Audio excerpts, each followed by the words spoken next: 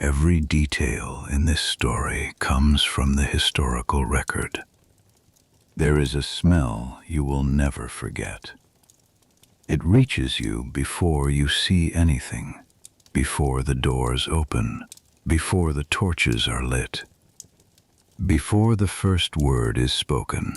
It is already there, waiting inside the stone walls of the Lateran Palace, like something that has been sealed in and left to ripen.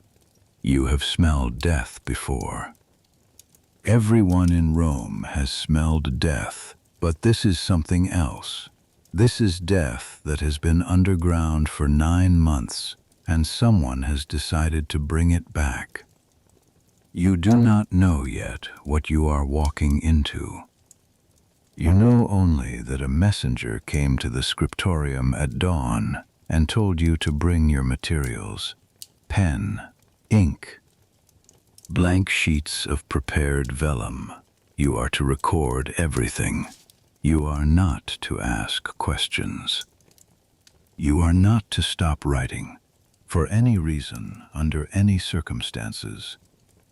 That is all you were told. There is a man sitting in a chair at the front of the room. He is dressed in full papal vestments, the white alb, the embroidered chasuble, the pallium draped across both shoulders. His head is upright, his hands rest in his lap. He has been positioned carefully, deliberately, by people who were paid to make him look presentable. He has been dead for 9 months. His name is Formosus.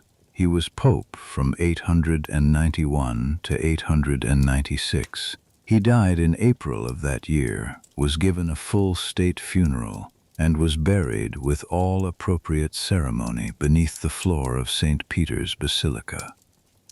And then someone dug him up. You will have to write all of this down.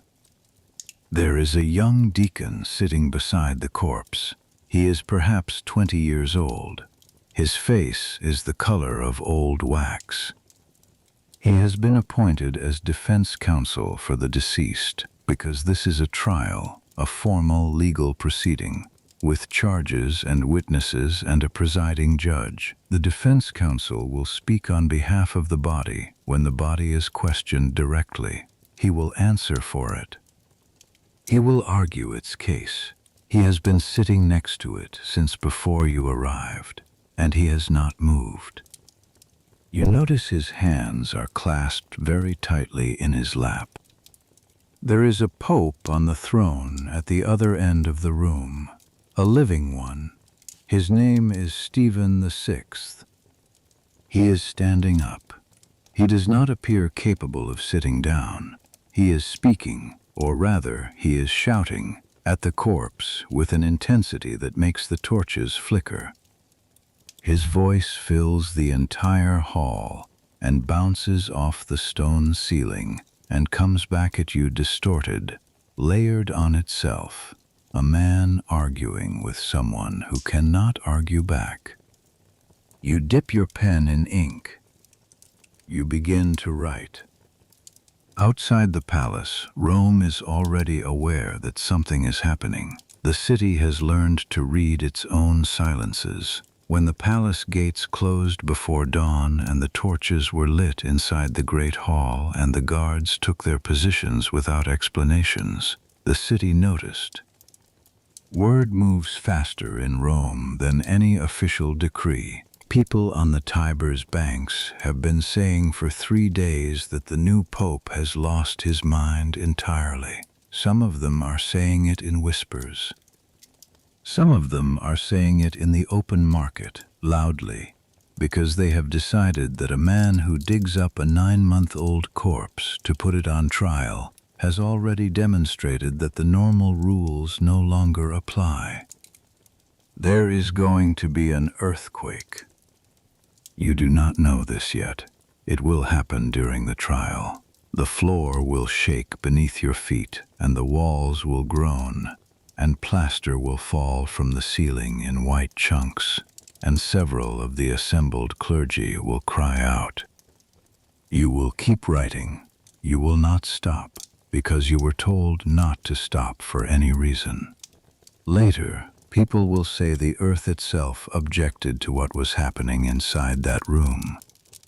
Later still, those same people will prove to be more powerful than a pope. The man on the throne, the living one, is going to be strangled in his cell before the year is out. The man in the chair, the dead one, is going to be pulled from the Tiber River by fishermen, carried back to St. Peter's, and given a proper burial a second time, with full honors. The document in your hands, the one you are writing right now, is going to survive all of it. The trial, the earthquake, the execution, the revolution, the counter-revolution. 9 centuries of history piling on top of itself like sediment at the bottom of a river. It is going to survive because you wrote it down, because someone had to. You are a notarius, a scribe and legal recorder, attached to the Lateran Palace scriptorium. You are 31 years old.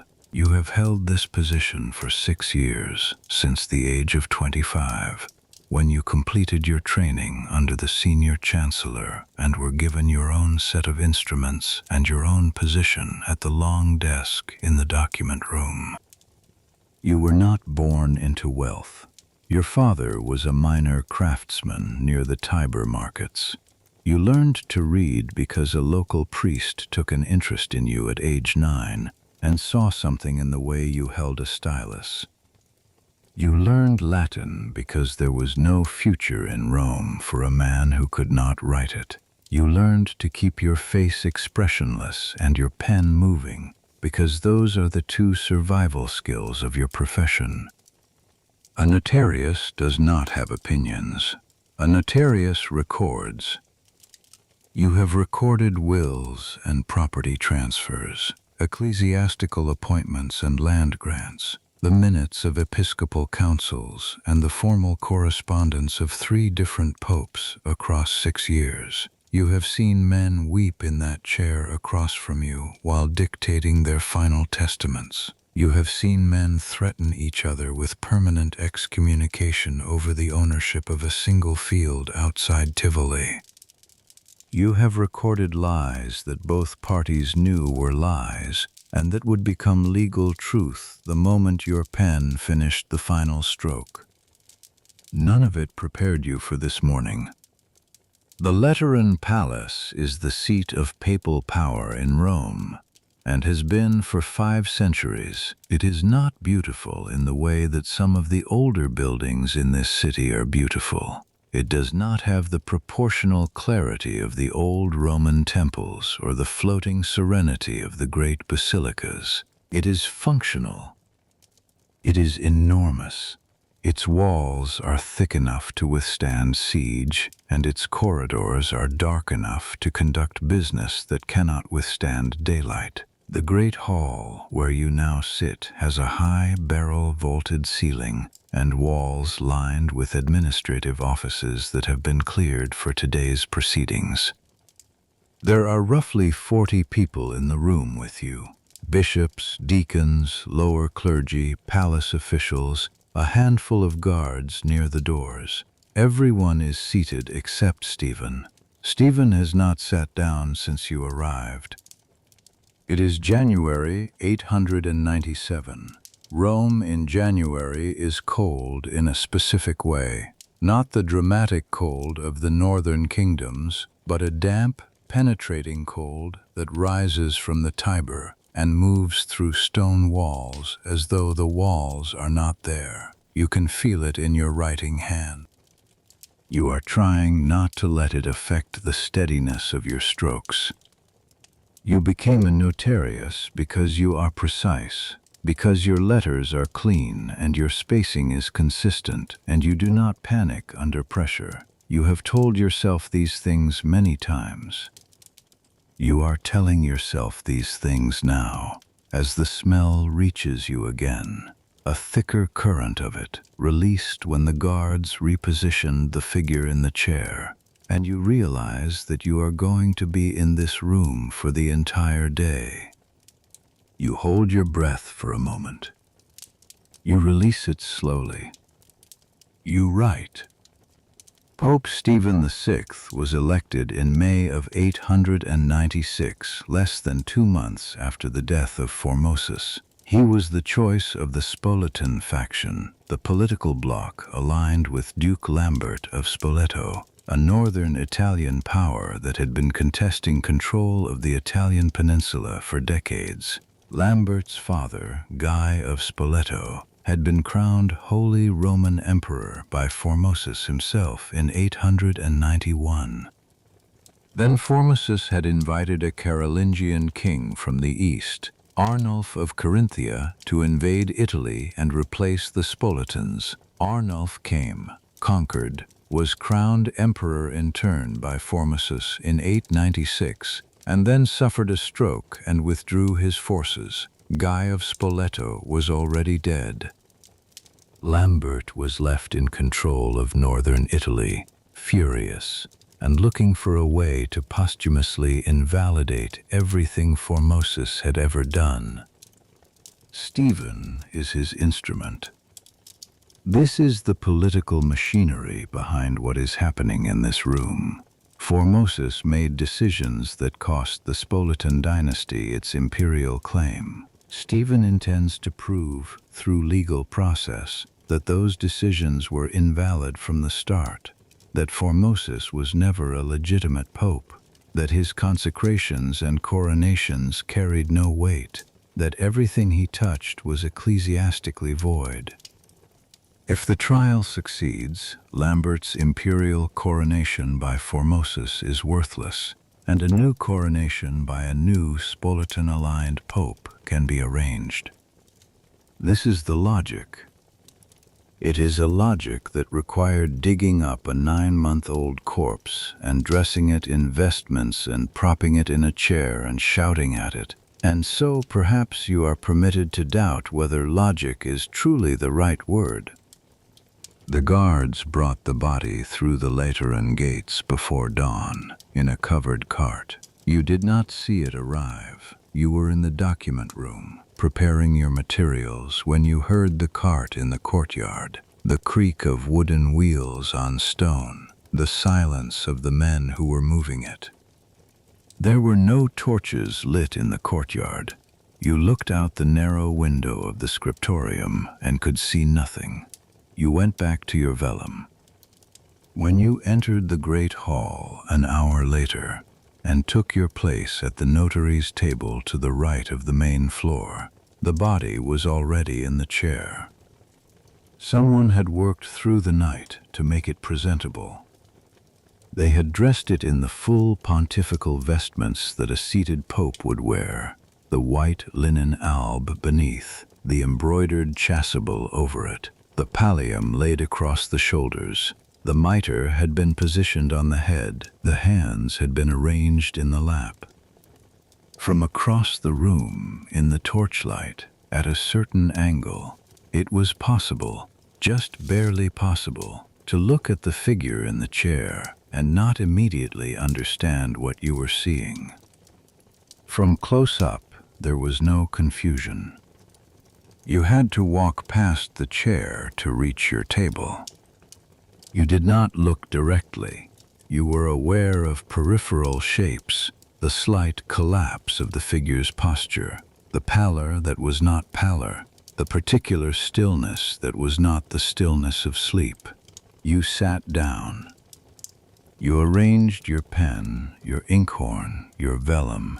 You looked at your materials. The smell was already in the back of your throat. You have been a notarius for 6 years, and you have never once considered whether the things you write have weight beyond their legal function. A document is a document. Words are words.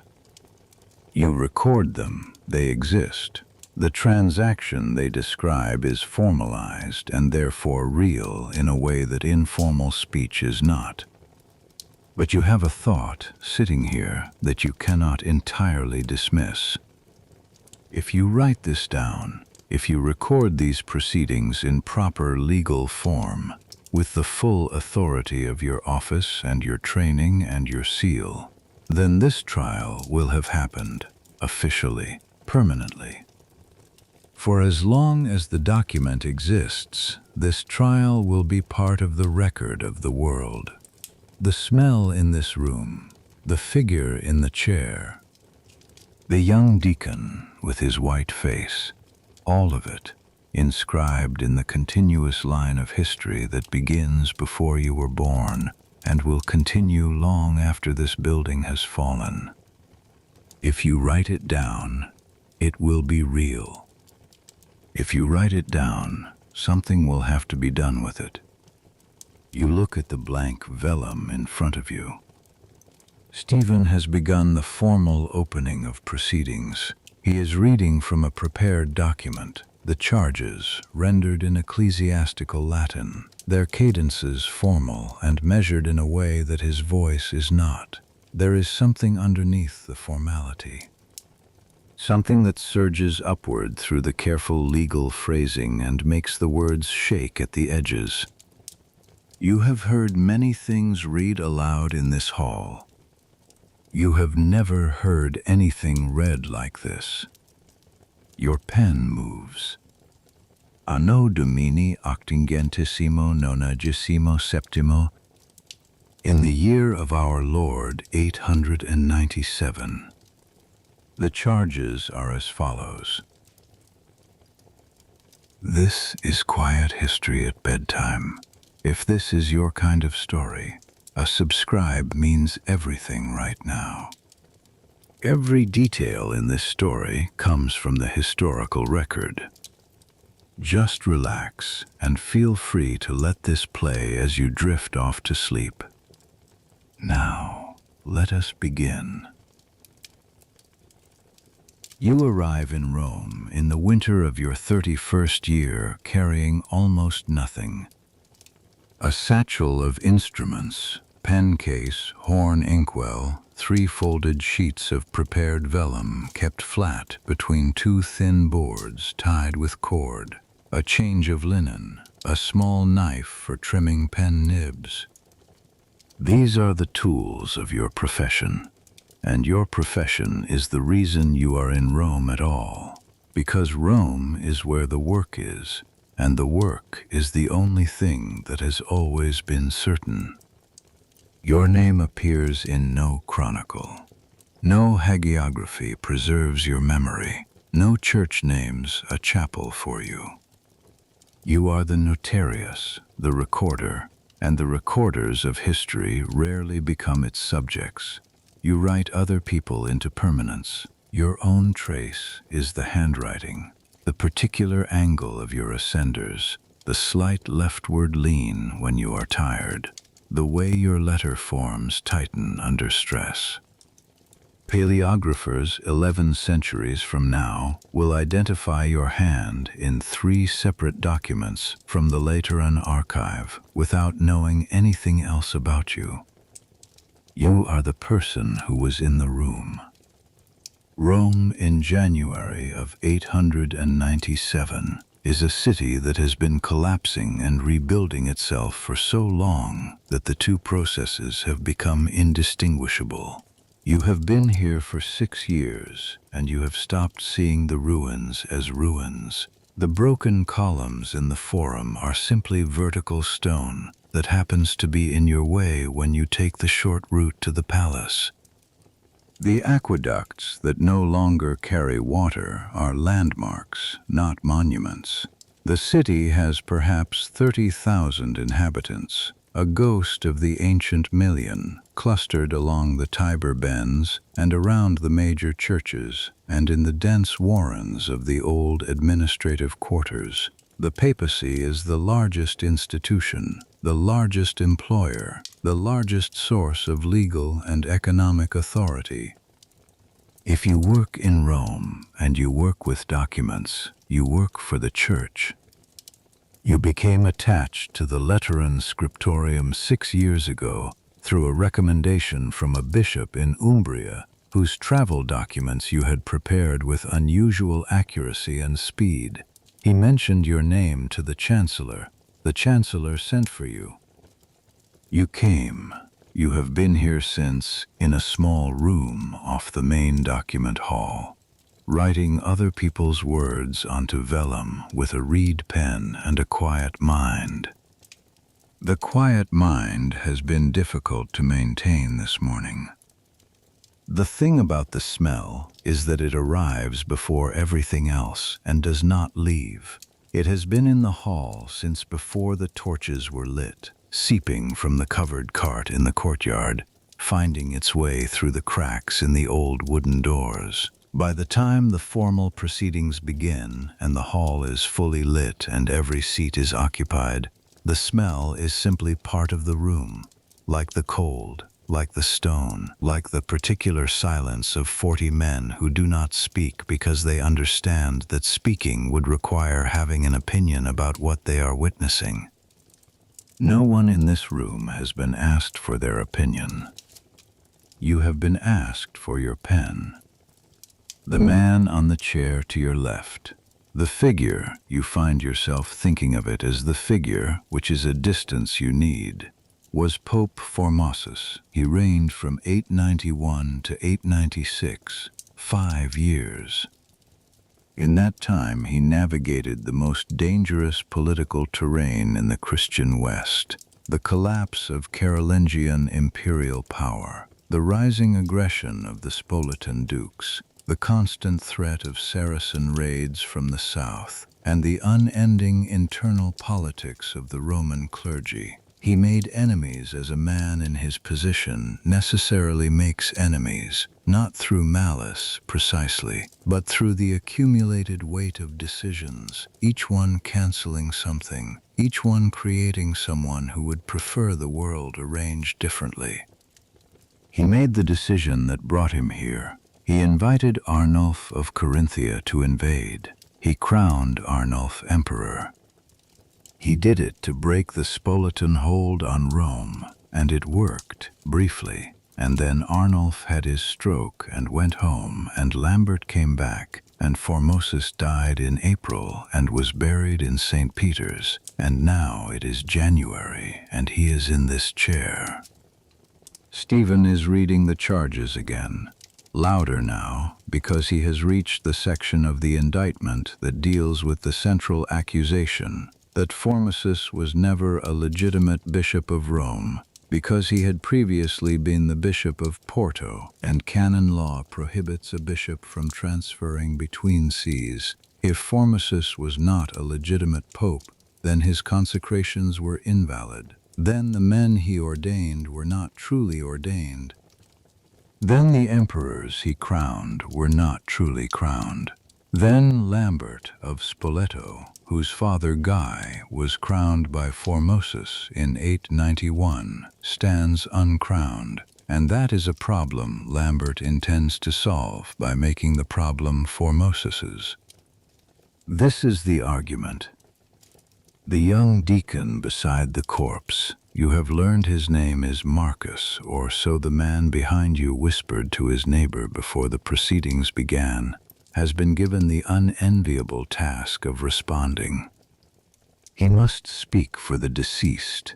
He must answer the charges in the deceased's voice, as the deceased's advocate, which means he must explain why the deceased transferred his see and whether canon law permitted it, and he must do this while seated beside the source of the smell in a hall containing 40 men who are all carefully pretending that the thing in the chair does not look the way it looks. You watch Marcus's lips move. His voice, when it comes, is very quiet, almost inaudible across the distance between his table and yours. He speaks the correct legal phrases in the correct order. His Latin is precise. His argument is coherent, drawing on precedent and papal history, noting the circumstances of Formosus's original translation from Porto and the dispensations that permitted it. He is doing his job. He is doing it, you think, with extraordinary self-possession, given everything in front of him. Stephen does not appear to hear a word of it. He is already moving to the next charge. You write. Your hand has stopped shaking. This is what training does. It narrows your attention to the surface directly in front of you, the pen, the ink, the forming letters, the particular discipline of keeping your lines straight on unmarked vellum. You have a ruled backing board beneath the sheet, and you use it by feel, the faint ridges guiding your hand, your eyes on the words as they form, rather than on anything else in the room. You write what Stephen says. You write what Marcus answers. You record the names of the witnesses as they are called, the charges as they are enumerated, the procedural statements that frame this as a legal proceeding rather than something else, something that does not have a legal name yet because nothing quite like it has ever been formally attempted in the history of the Church. There are, you are aware, bishops in this room who disagreed with this trial from the beginning. You know this because the palace has its own politics, its own underground current of information, and in the days leading up to today, several of the senior clergy made discreet visits to the chancellor and expressed their discomfort through channels that did not require putting anything in writing. Their discomfort was noted. Their presence today was required. They are here. They are silent. They are watching Stephen with the particular careful blankness of men who have decided that survival requires, for now, the appearance of compliance. You understand that expression. You are wearing it yourself. The morning light shifts in the high windows. It is thin January light, barely adequate, and the torches along the walls do more work than the sun today. The hall smells of tallow and cold stone beneath the other smell, the one you are not cataloging. And when the guards open the side door to admit a late-arriving bishop, a breath of winter air moves through the room and everyone in it inhales slightly deeper than normal. It does not help as much as you hoped. Stephen has reached the section of the indictment regarding Arnulf's coronation. His voice has risen again. He is addressing the corpse directly now, as the charges require. The proceedings are formatted as a direct interrogation. The defendant present and questioned, the defense counsel answering in the defendant's name. This means Stephen is standing 4 feet from the chair and speaking to it as though the figure in it might, at any moment, choose to respond. The hall is very quiet. Every man in it is watching the chair. You watch your pen. The charges will continue through the morning and into the afternoon. You do not know this yet. You know only that the list Stephen is reading from is long, and that his pace is not the measured cadence of a man moving through a document to its conclusion, but the irregular rhythm of someone who is also improvising, adding, expanding, circling back to details that seem to inflame him freshly each time they come up. There are things in this indictment that are legal charges, and there are things that are something else. A settling of scores that precedes Stephen's own time, grievances inherited from the Spolitan court, a rage that is not entirely his own. He is the instrument. But he is also, you are beginning to understand, genuinely furious. You write the Latin down. You write it down the way you write everything, with a clean hand and steady spacing, and the precise, deliberate neutrality that your training requires. You are the notarius. You do not have an opinion. You record. Outside, in the narrow streets around the Lateran quarter, Rome is going about its January morning with the noise and press of a city that has been doing this for 1,000 years. Merchants at the river markets, pilgrims moving toward St. Peter's. The smell of bread from the bakeries near the old Forum, competing with the smell of the Tiber in winter. Gray, green, and cold. Somewhere in the city there is a fisherman pulling his nets along the bank, who has no idea that within a few months he will pull something else from this same river, something that will change the political history of Rome, and he will carry it to a group of monks, and the monks will know what to do with it. None of this has happened yet. Right now there is only this room. The pen, the vellum, the charges read aloud into the cold air to a figure that cannot answer, and the scratch of your letters moving left to right across the page, capturing all of it, every word, every charge, every procedural motion, because someone has to, because this is what you do, because the document will exist after today, and today will therefore have officially happened, and you are the one holding the pen, and so the weight of that particular permanence rests, at this moment, entirely in your hands. The night before the trial, you do not sleep. This is unusual for you. You are not a man who carries things home with him. The document room is the document room. The small room where you sleep, 3 streets from the palace, is where you eat your supper and clean your pen nibs, and let the day's work settle into the background of your memory where it belongs. This has always worked for you. It is one of the reasons you are good at what you do. That night it does not work. You learned about the exhumation 4 days ago from a colleague in the secretariat, passed to you in the doorway of the document room in a voice barely above a whisper. The Pope gave the order. The tomb was opened on the 15th. The body was removed in the night. The canons of St. Peter's registered a protest that was noted and filed and will not be acted upon. You thanked him. You went back to your desk. Since then you have been in the archive every evening after the document room closes, going through everything that approximates precedent. You pulled the councils of Nicaea and Constantinople. You pulled the decretals of Gregory and the more recent collections organized under Nicholas.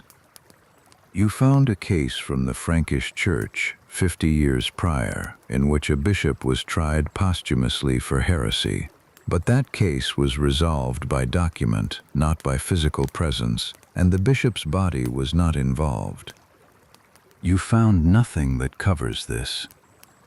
There is no manual for putting a dead body on trial. You are the one who will have to write it down, which means you will be creating framework as you go, making formal what has no form. A trial that you write down is a trial that happened. You are very aware of this, lying on your pallet in the dark, listening to the street sounds die down and the city settle into its January quiet. You lay there and thought about the basilica floor, about the particular section of the floor where Formosus was buried 9 months ago. You had not been present for the funeral, but you prepared 2 of the documents associated with the property of his estate, and you knew the location. The nave, to the left of the central aisle, marked with a simple carved stone.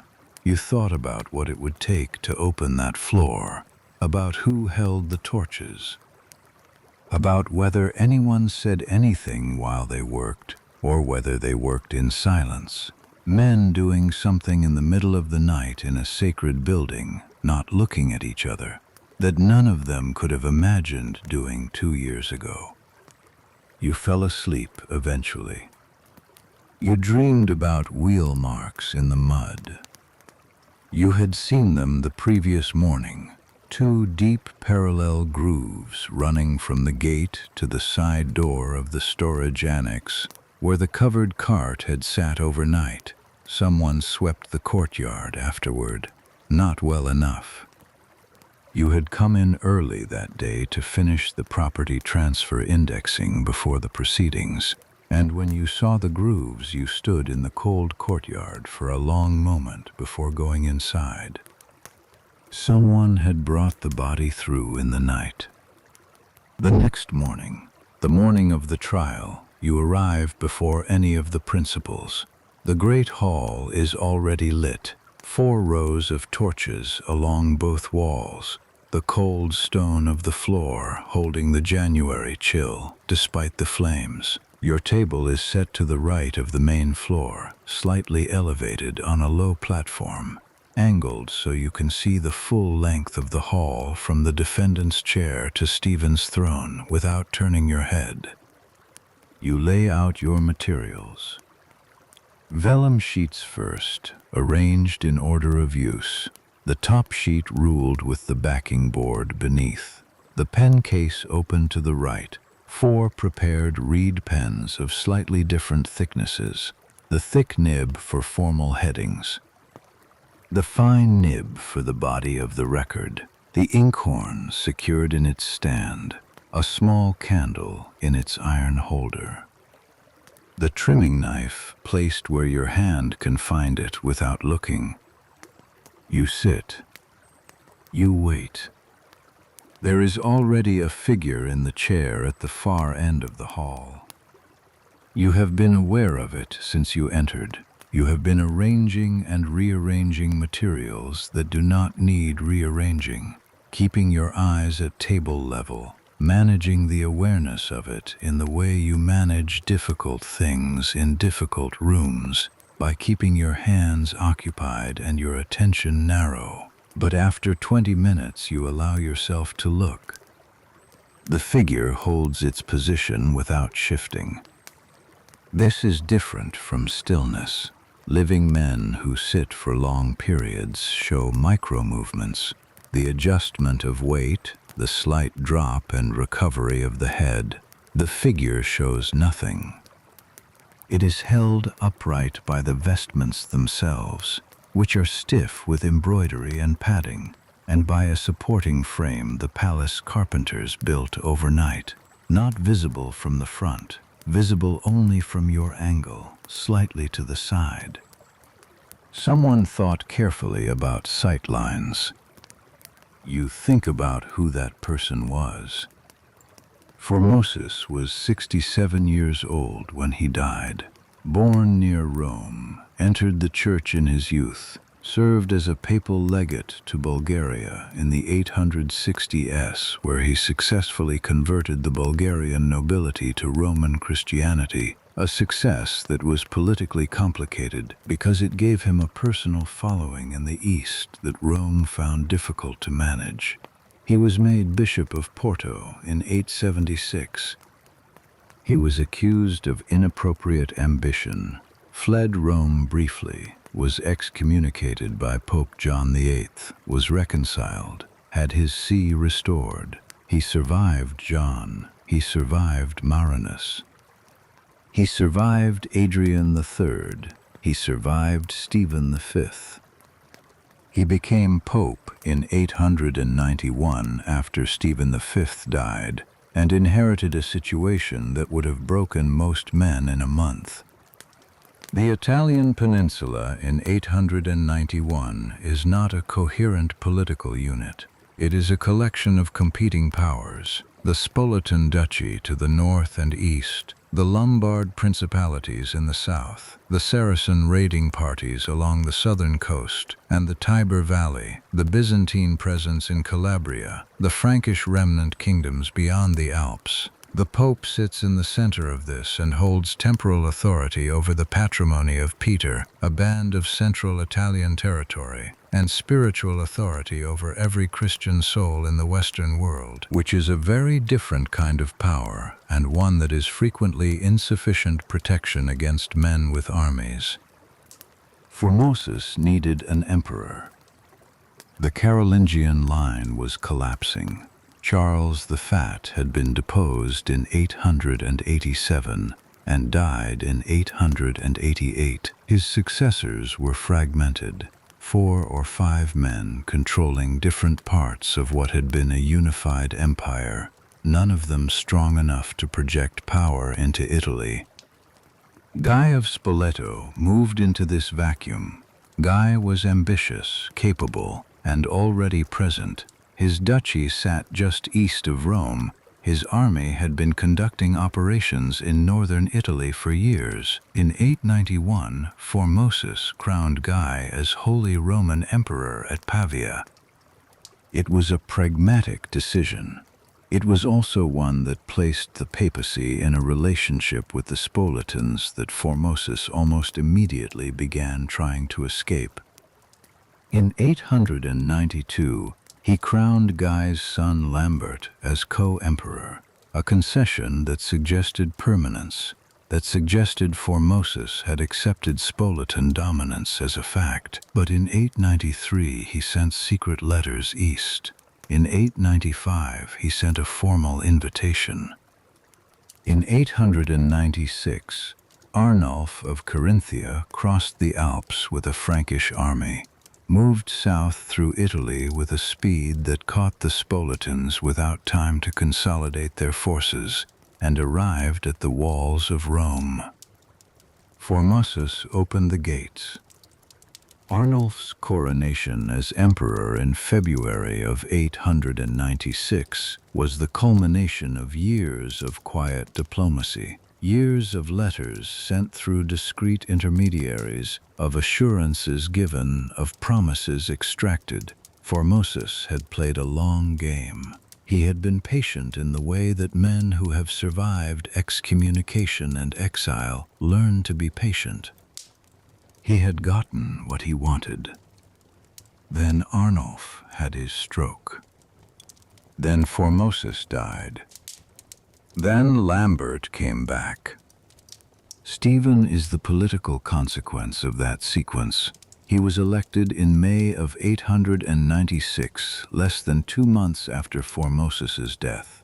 The choice of the Spoletan faction, the bloc aligned with Duke Lambert, whose father Guy had been crowned by Formosus in 891. Lambert's imperial claim rested on that coronation. Arnulf's rival coronation in 896 threatened it. If Formosus was not a legitimate pope, if his election was void from the beginning, if his ordinations and coronations carried no canonical weight, then Arnulf's crowning is void, and Lambert's standing is restored. This is the argument that brought the body here.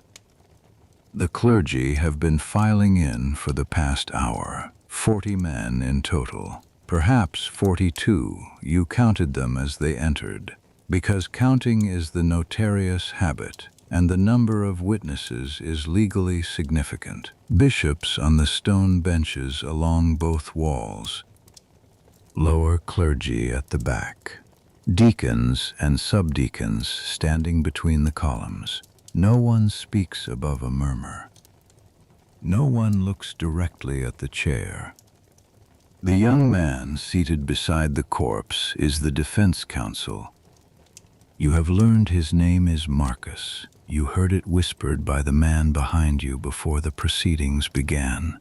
He is perhaps 21 years old. You do not know how he was selected for this role, whether he volunteered or was assigned, whether he had any more advance notice than you did.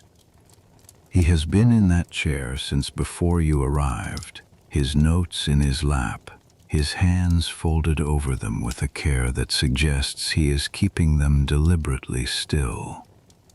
His face is the color of old wax. But he is here. He is ready, and in your experience, that is the most any of them can say. Stephen enters from the side door without announcement. He is already in motion when you see him, crossing to the throne at the far end of the room with the compressed energy of a man who has been waiting a long time for this particular morning. His vestments are correct, his pallium is straight. None of this preparation has done anything to slow what moves through him. He reaches the throne and sits, and then, almost immediately, stands again. He looks at the chair. He looks at the chair for a long moment. Then he opens his mouth, and the hall fills with his voice, and you pick up your pen. The first witnesses are called before the formal charges are read. 3 clergymen who were ordained by Formosus during his reign, a priest from Santa Cecilia in Trastevere, a bishop from a diocese outside Rome, a deacon attached to the Lateran chapter. Each one is asked to confirm the date, the ceremony, the specific act of ordination. Each one confirms it in careful, precise Latin. Each one knows what their confirmation will be used to prove that Formosus performed these acts, that these men hold their offices because of Formosus, and that if Formosus was not a legitimate pope, then none of what he did for them counts. The first witness answers steadily. The second speaks more quietly. The third does not look at the chair. You write it all down, each name and date and ceremony, the legal record of what was done and by whom, the foundation on which the charges will now be built. Your hand is steady. This is what training does. It narrows your attention to the surface directly in front of you. The pen, the ink, the forming letters. The particular discipline of keeping your lines straight on unmarked vellum. You write what the witnesses say. You write what Marcus answers on behalf of the figure who cannot answer. The morning advances through the high windows. Thin January light, barely adequate. The torches doing more work than the sun.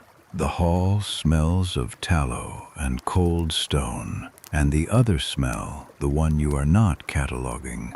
And when the guards open the side door to admit a late-arriving bishop, a breath of winter air moves through the room, and everyone in it inhales slightly deeper than usual. It does not help as much as you hoped. Stephen has reached the section of the indictment regarding the C translation. His voice has risen. He is addressing the corpse directly now, as the charges require, the proceedings formatted as a direct interrogation. The defendant present, the defense counsel answering in the defendant's name. Stephen is 4 feet from the chair, and speaking to it as though the figure might at any moment choose to respond. The hall is still. Every man in it is watching the chair. You watch your pen.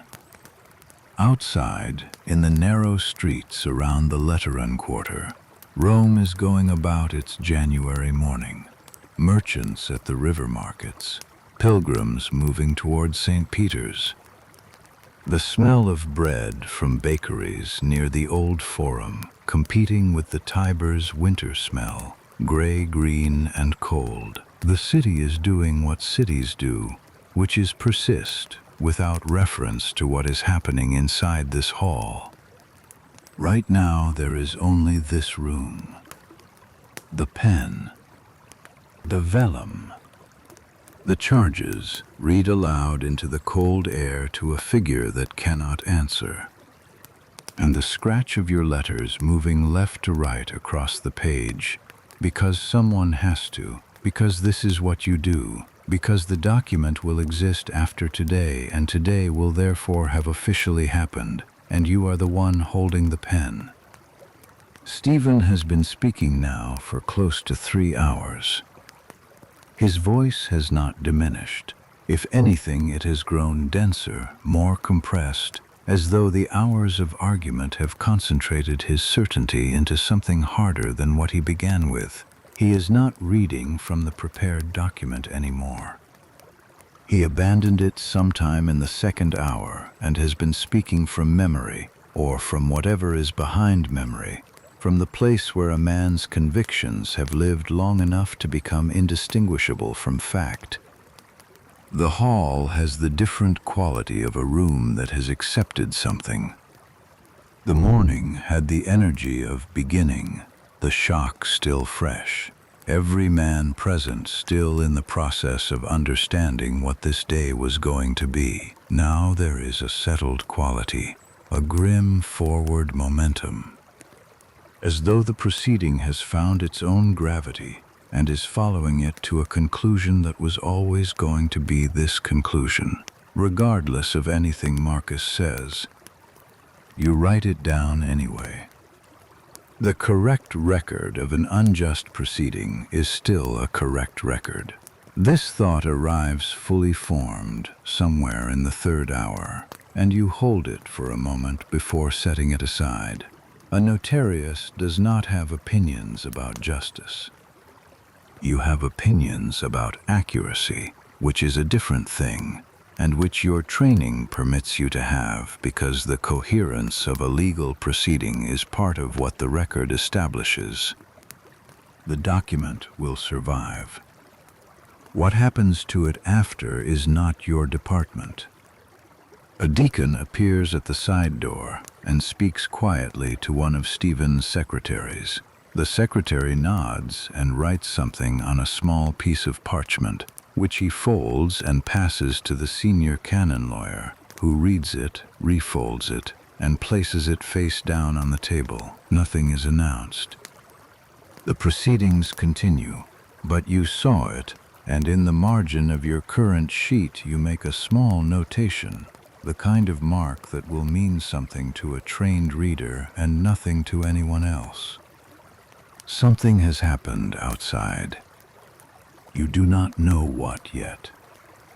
You will learn at the recess that a delegation of senior Roman clergy has gathered in the atrium of the Lateran Palace. Not inside, they were not admitted, but outside, in the cold January dusk, waiting. They are from Santa Maria Maggiore, San Giovanni, San Lorenzo. Their presence is not a formal protest. They have not brought a written petition. They have made no announcement. They are simply standing there, visible in the cold. In Rome, this is a form of speech. Stephen returns to the charges. His voice fills the hall again. The formal interrogation of the defendant is about to begin in its final and most direct form. Stephen, descending from the throne, walking to the center of the floor, stopping 3 feet from the chair, speaking in a voice that is almost quiet, almost careful, asking the dead man why he thought he deserved to be here. Not in Rome, not in the papacy. Here, in this world, in this body, in this office, in this particular place in history. Marcus looks at his notes. He answers. He gives the canonical response, the reconciliation, the valid dispensation, the election, the record of service. His voice does not shake. He is doing something very difficult with great precision, and you find yourself making a marginal note of that too, though it is not the kind of detail the record requires. Some things you write down for the record.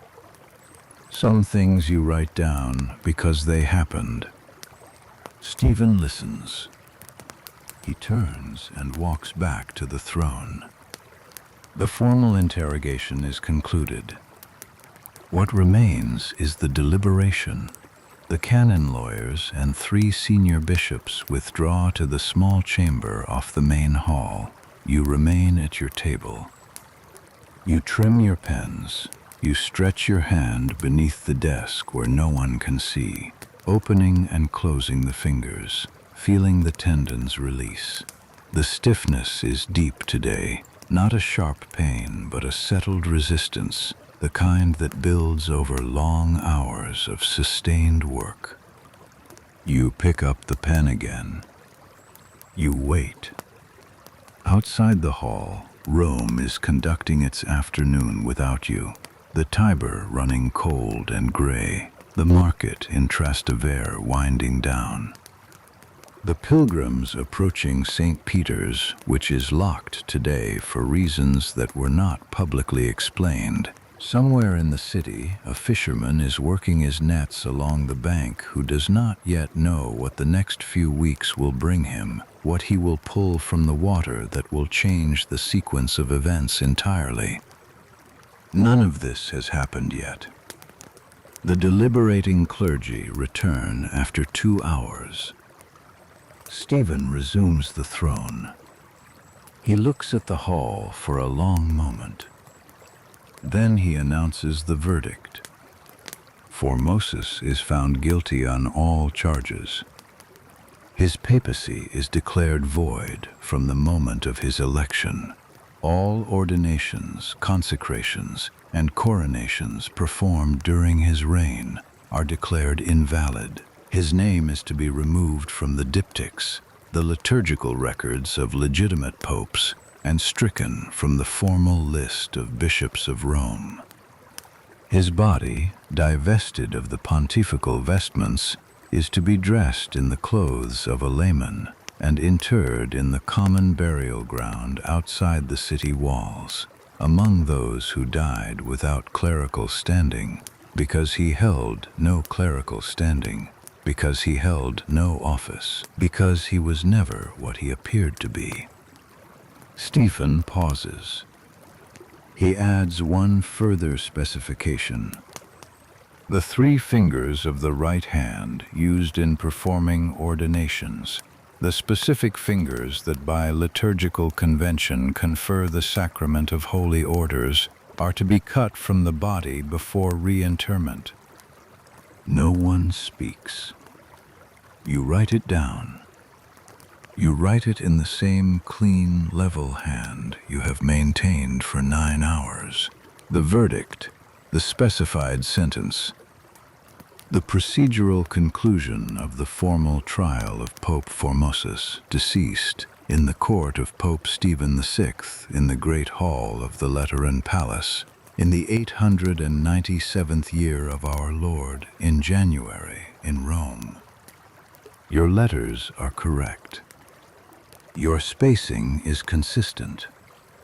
There is a slight leftward lean in the last 3 lines. Your early teacher would have noticed it. You notice it yourself. You cannot correct it because the hand is what it is at the end of a day like this, and the record is true, and the lean is also true, and you leave it. The guards move toward the chair. You do not watch what happens next. You look at your vellum. You cap your inkhorn.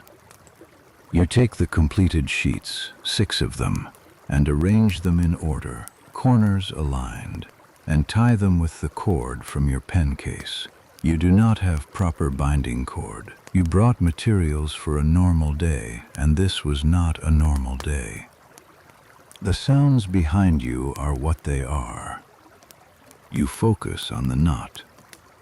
The 11 charges against Formosus had been enumerated across the full length of the morning and afternoon. You have recorded all 11 with their canonical citations, the defense responses, the procedural statements, the direct address to the defendant, and the earthquake, 25 seconds of lateral shuddering that sent plaster from the ceiling in 3 chunks and caused 2 bishops to stand simultaneously, and caused the deacon to your left to grip his bench with both hands. You had not moved. Your pen had not lifted from the page.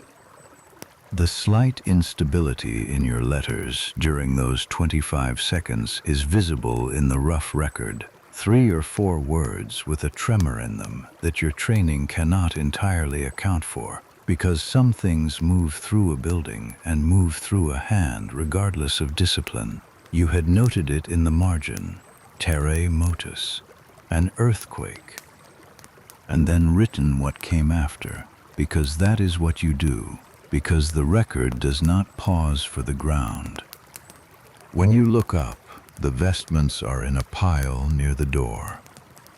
The white alb, the embroidered chasuble, the pallium, the mitre, arranged with a rough care, as though the men who removed them were trying to be efficient and were finding efficiency difficult.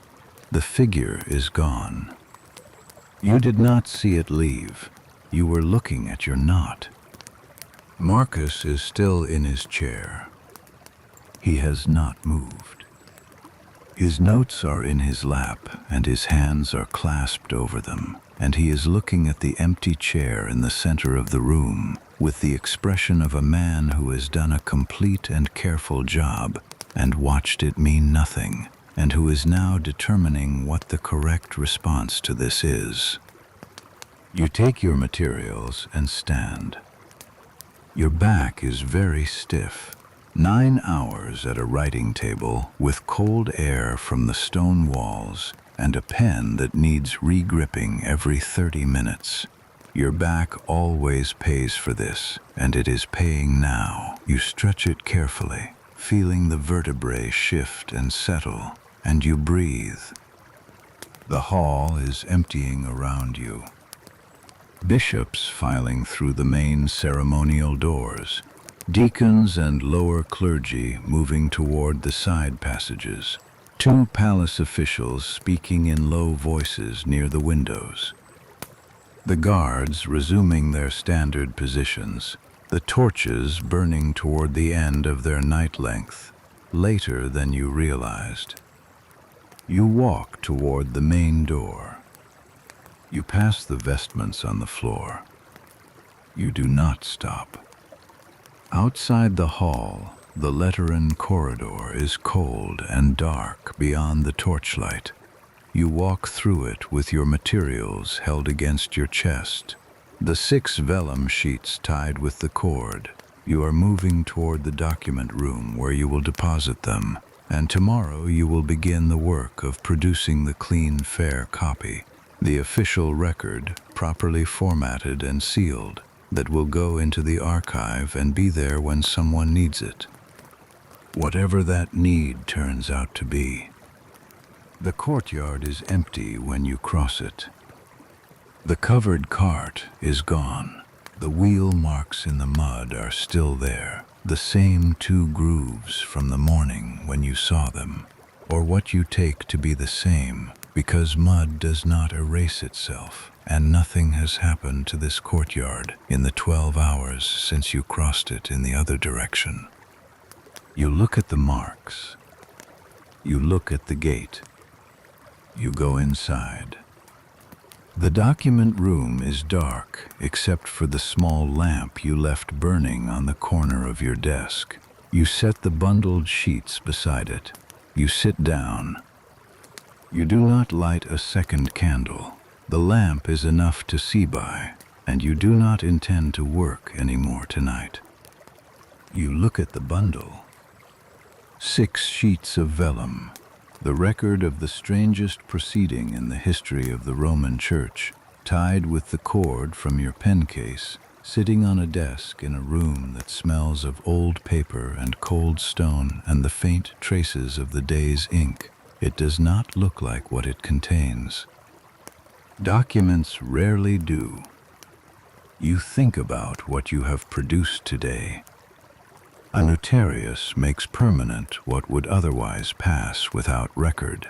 This is the entire function. The event and the document of the event are different things. The event belongs to the day it happened, shaped by everything in that room, the cold and the smell and the 25 seconds of the earthquake and the sound of Stephen's voice coming back off the barrel vault. None of that is in the document. The document contains the words, and the words will outlast the event by you do not know how long. Longer than you will, perhaps much longer. The lamp burns low. You watch it. You think about Marcus sitting in that chair when you left, whether he is still there, whether someone came for him, or whether he found his own way out when the hall finally emptied. You think about the young deacon spending his whole day beside something he could not have prepared for, and performing the task assigned to him with precision and care and not a single visible tremor, and then sitting in the empty hall afterward, looking at the place where the chair had been. You should have said something to him. You do not know what you would have said. You do not know what there is to say. You extinguish the lamp. You sit in the dark for a moment, the document room around you silent except for the small sounds of the building at night, the palace's nighttime vocabulary, which you have learned in the years you have worked late here, the creak of the old wooden roof beams cooling, the occasional distant sound from the guard post at the eastern gate, the deep silence of the archive room next door, which has a quality distinct from ordinary silence, the silence of stored things. You stand. You leave.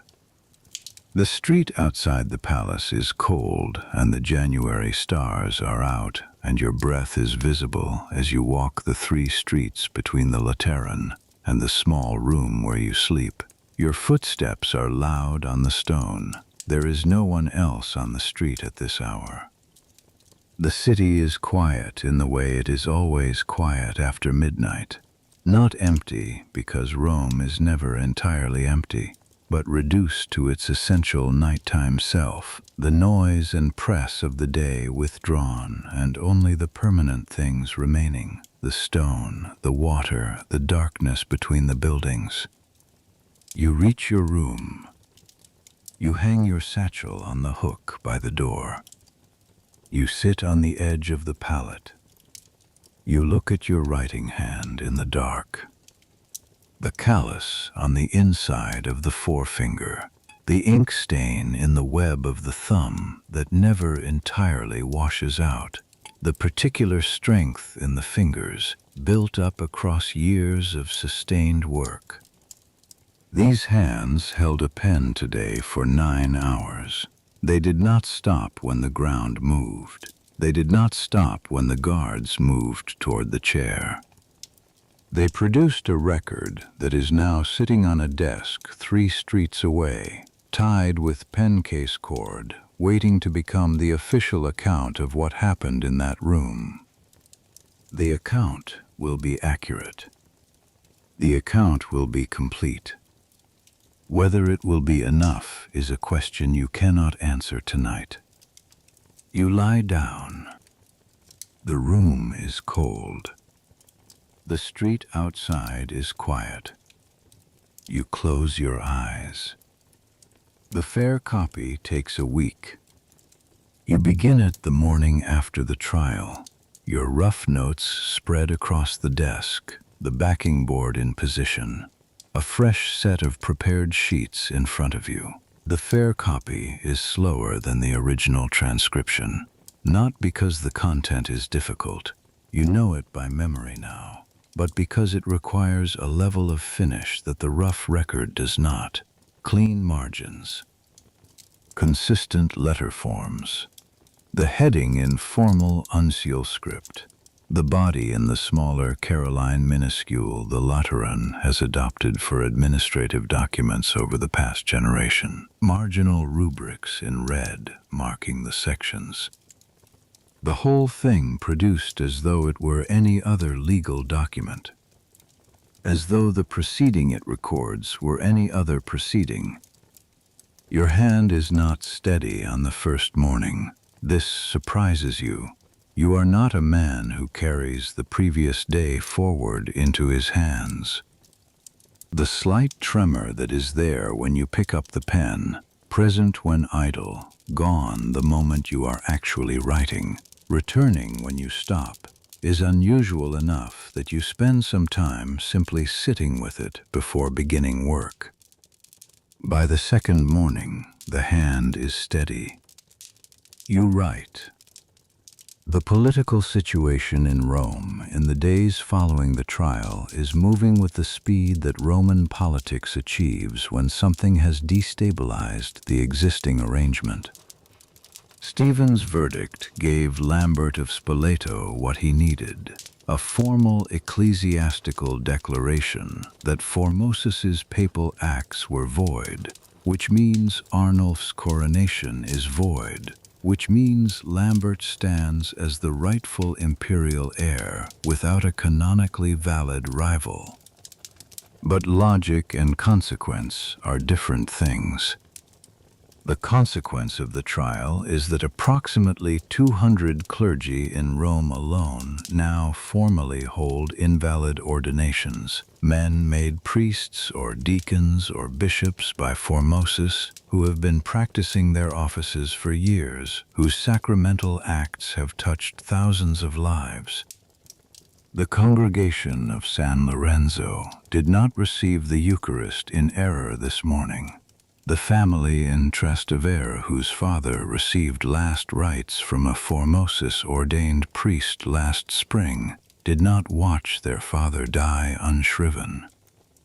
These things happened. They were real when they happened.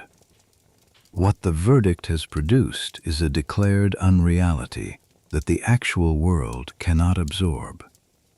You know this because you have been in the archive every morning this week, pulling the ordination registers, the formal records of every man Formosus elevated to holy orders across 5 years of his papacy. The list is long. You found it in 3 separate registers: the formal ordination records, the episcopal consecration log, and the personal correspondence file containing letters Formosus wrote to the families of men he elevated. These letters are brief and formal in the style of the era, but they are numerous. These are real names. These are men who are now, according to the official record you are producing, nothing. You file the registers back in their positions. You return to your desk. The reordination question is the one no one is addressing. It has been sitting in the middle of every conversation in the Lateran since the verdict, unspoken, present, the obvious implication of everything Stephen declared that everyone in the palace is working very carefully around. The trial produced a result that logically requires a massive administrative undertaking. The reordination of every man in the Western Church who received holy orders from Formosus. The logistical implications are so large that they have produced, in the people responsible for implementing them, a kind of paralysis you recognize. You have seen this before, not on this scale, but the look that comes over men when a legal decision collides with the practical reality of what implementing it would require, a recalculation happening behind the eyes. The discovery that they have committed themselves to something larger than they intended. Stephen has not shown this look. He continues to move through the palace with the same compressed intensity that characterized him during the trial. New appointments are being drafted to replace the offices that Formosus ordained bishops nominally hold. Letters to the Eastern and Western churches informing them of the trial's conclusions are being composed in the secretariat next door, and you can hear through the wall the elevated voices of the men composing them, which tells you the composing is not going smoothly. The letter to the Eastern Frankish churches has been drafted 3 times.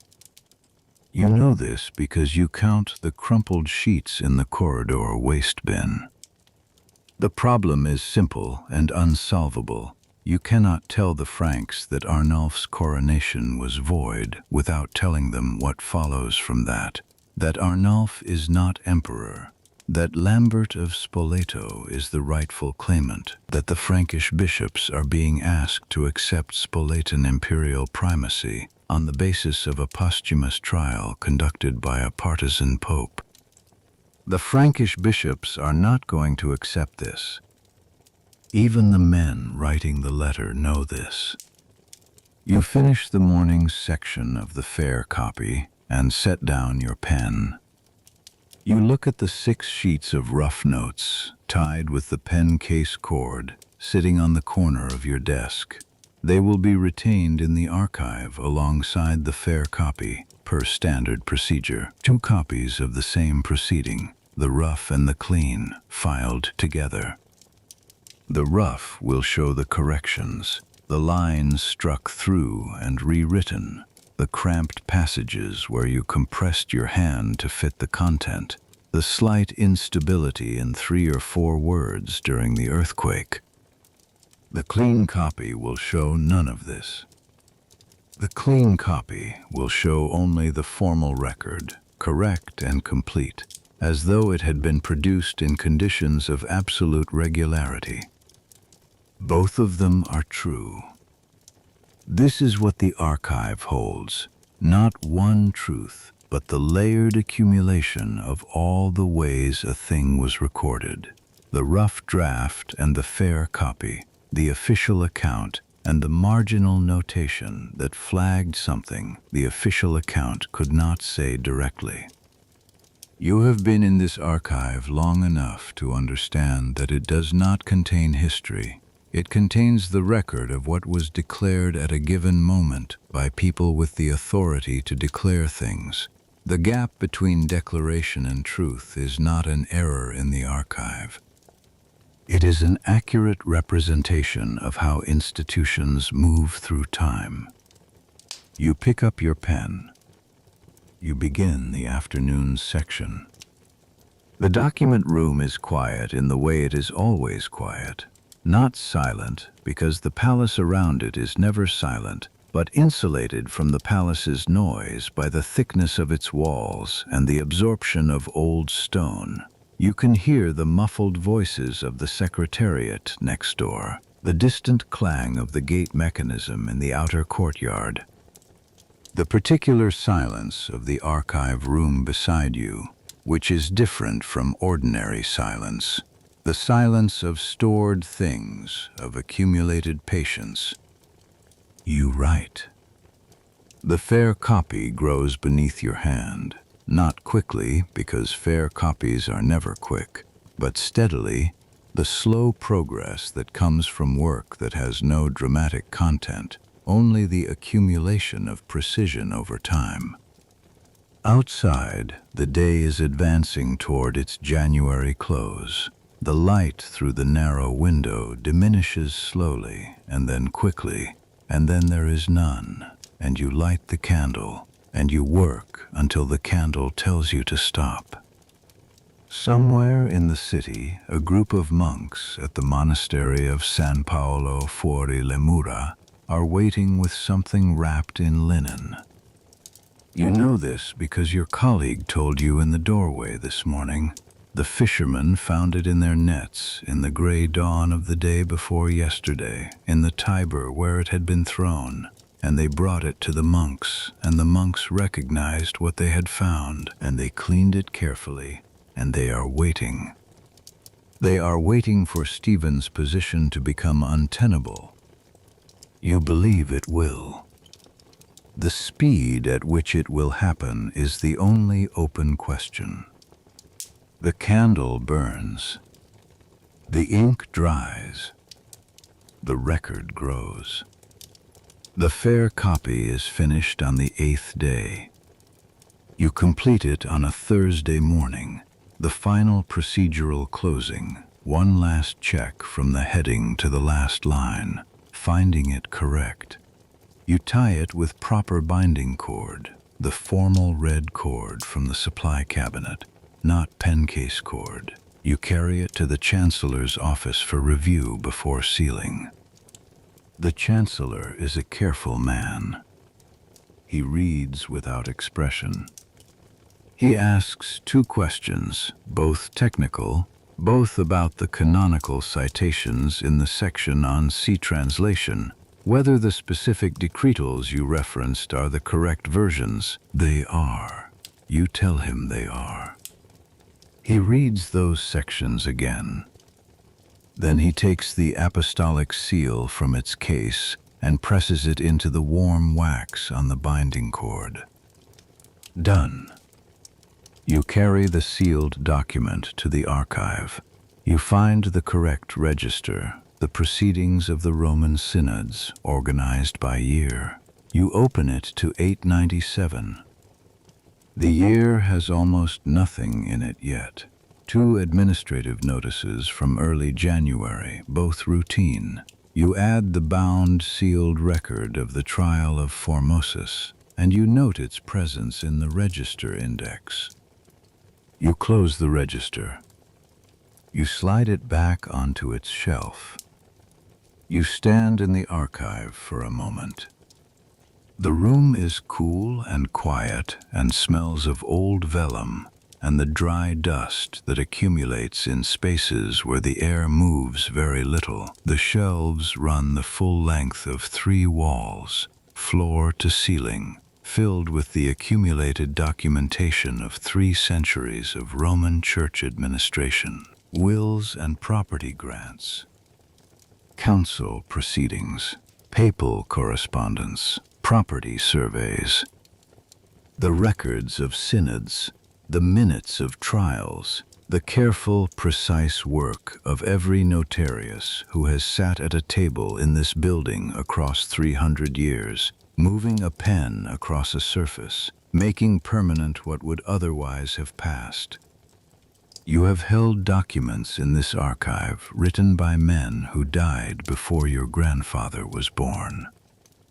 You have held the original of a letter from Gregory the Great, written in the 6th century 300 years ago, and felt the quality of very old vellum, which is drier than new vellum and has a faint rigidity, as though the material has been gradually resolving itself toward some final stable state over the course of centuries. The ink on very old documents has a quality that is not just visual, it is somehow absorbed into the surface rather than sitting on top of it, integrated rather than applied. You have thought about this, about what it means for a document to be old enough that the ink is part of the vellum, about whether there is a point at which the writing and the material become the same thing. Your document is new, your ink is fresh. It will not be absorbed for decades, perhaps longer. But it will be old someday, if it survives. Someone will hold it in a cold room and feel the quality of the vellum and read the words in your handwriting and reconstruct from the document the event it describes. They will not know about the smell. They will not know about the 25 seconds or the slight leftward lean in your letters at the end of the 6th rough sheet, or the way Marcus sat in that hall after the guards left, looking at the empty chair.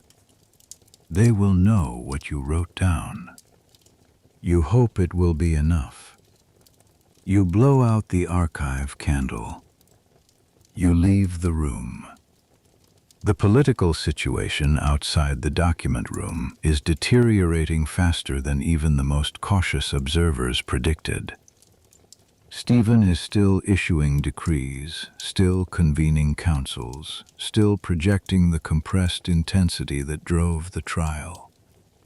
But the resistance is building in places that cannot be suppressed by decree, in the parishes of Formosus ordained priests who served their congregations without incident for years and who are now theoretically invalid, in the families whose relatives were consecrated by Formosus and whose sacramental lives are now declared retroactively void, in the senior Roman clergy who stood outside the Lateran gates in January and who have not stopped standing, metaphorically, since. The reordination question remains unanswered. It will remain unanswered because answering it is impossible. To reordain 200 men across the Western Church would require a logistical operation of a scale the papacy has never attempted. It would require cooperation from every diocese, every bishop, every metropolitan. It would require the Frankish bishops to acknowledge Spoletan imperial primacy. It would require the Eastern churches to accept a verdict they received through a single letter composed and discarded and recomposed 3 times. No one is going to cooperate with this. The Spoletan faction wanted a legal declaration. They calculated that the declaration would be enough, that the formal canonical statement would settle the political question, that Lambert's imperial standing would be restored by document, that the question of implementation could be managed later. Later has arrived, and it cannot be managed. You observe all of this from the document room, and from the corridor, and from the small anteroom where you eat your midday meal, standing at the narrow table, listening. The palace has its own weather system, pressure fronts moving through the corridors, the temperature of information changing depending on which wing you are in and who has recently spoken to whom. You have been reading this weather for years. What you read now is a storm that has already started. It arrives one morning before the February cold has fully lifted. The news reaches you not from a colleague in a doorway, but from the sound of the palace itself changing. Voices in the corridor at a pitch and speed that means something has happened. Feet moving faster than the normal administrative pace. The particular quality of noise a building makes when everyone inside it needs to respond to something simultaneously, and no one has yet been told what the correct response is. You put down your pen. You wait. The door opens, and the junior secretary from the chancery puts his head in and tells you in one sentence what has happened. Stephen is gone. Not dead. Gone in the other sense. Removed from office, confined to a cell in the Lateran prison by a faction of Roman clergy and palace officials who moved against him in the night. The faction had been building for weeks. You knew this the way you know most things in this palace. Not from direct information, but from the accumulation of small signals, the pressure changes in the building's weather, the marginal notations of daily life adding up to a pattern before anyone announces it as a pattern. Stephen was the Spoletan instrument. Instruments are useful until they are not. The moment the Spoletan gambit overreached itself, the moment the trial produced consequences that no one in Spoleto had fully calculated, Stephen became a liability. A pope who digs up his predecessor and puts him on trial is useful when the trial produces clean political results. He is a problem when he produces a crisis that threatens the validity of hundreds of ordinations and generates a movement in the streets and prompts the senior Roman clergy to stand outside his palace in the cold. You pick your pen back up. You look at the document in front of you. It is a routine property transfer, a small plot of agricultural land south of the Tiber, transferring from the estate of a recently deceased subdeacon to the monastery that held his original profession. You have been drafting it since morning. It is the most ordinary document you have prepared all year. The landowner is dead. The monks are waiting. The transfer is uncontested. The language is standard. In 200 years, some archivist will pull this file and see nothing in it except a property transfer, which is what it is, which is all it ever needed to be. You finish the draft. You set it aside for review. Rome is louder than usual outside the window, not the loud of celebration, not the loud of panic, but the elevated noise of a city that has learned something and is in the process of deciding what to make of it. You have lived through transitions between papacies before. During your years here, you know this sound. It is the sound of a city recalibrating. It will be loud for a few days, and then it will settle, and then there will be an election, and the administrative machinery will resume its rhythm. It always does. The machinery is what endures. 3 weeks after Stephen's removal, a new pope is elected. His name is Romanus. He reigns for 4 months. You prepare 17 documents during his papacy. Routine administrative work, nothing that will be cited by anyone for any purpose. You do not meet him. You see him once, crossing the courtyard on his way to a council meeting. A small, elderly man moving carefully across the wet January stones, his breath visible in the cold air. He is not well when he is elected. He is less well when he dies, 4 months later. After Romanus comes Theodore II. His papacy lasts 20 days. You prepare 3 documents. 2 are the administrative transfers required to close out Romanus's papacy and open Theodore's. The 3rd is a deed of gift. In those 20 days, Theodore does one thing of consequence. He orders the rehabilitation of Formosus. The decree comes to you for transcription, and you read it twice before beginning the fair copy, which is not your habit. You normally read a document once to understand it, and once to check your transcription, and no more. You read this one twice because the first reading produced something in you that required a second reading to confirm. The decree declares the trial of Formosus null. Not irregular, not excessive, null, as though it did not happen. The canonical logic is that a sitting pope cannot validly try a deceased predecessor on charges relating to his exercise of the papal office, because the papacy is its own relevant jurisdiction and cannot prosecute itself retroactively without undermining the authority of the office in every direction. Formosus's papacy was valid. His ordinations were valid. His coronations were valid. Everything Stephen declared void is hereby declared valid. You sit with this for a moment.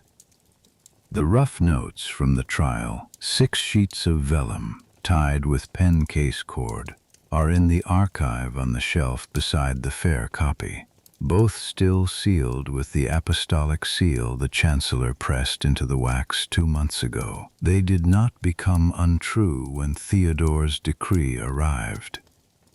The things that happened in that room on that day in January happened, and your record of them is accurate, and accuracy does not dissolve because a subsequent authority issues a contradictory ruling. What Theodore's decree produces is a second document in the register. 2 documents sitting beside each other. One says, "The trial happened, and Formosus was guilty." One says, "The trial did not happen, and Formosus was innocent."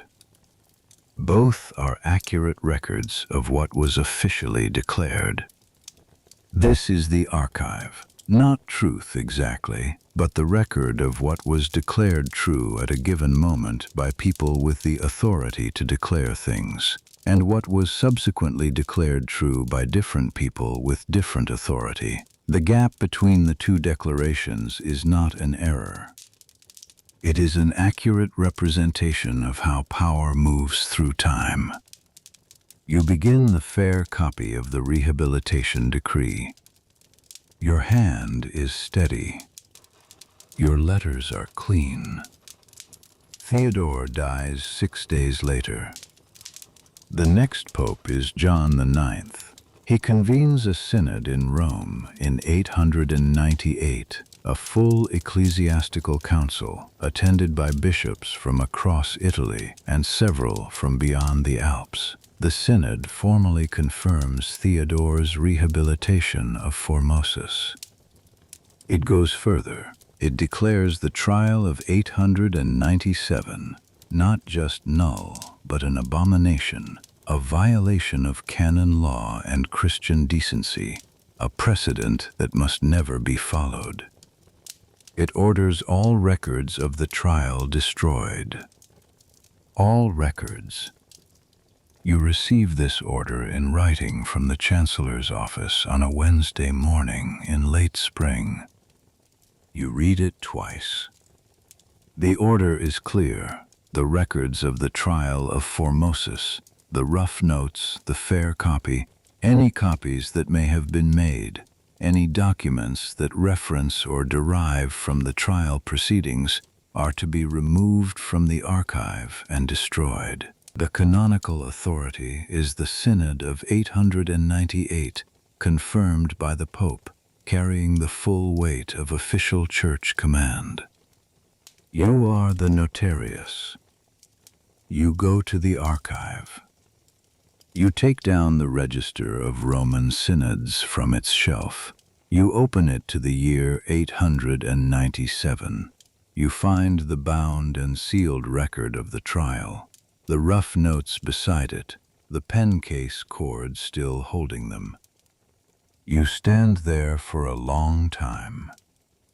You are thinking about what the old chancellor told you in your first month of training, about the records surviving when the men do not, about the document outlasting the event it describes, about the permanence of things that are written down. You are also thinking about the order in your hand. The order is an official document.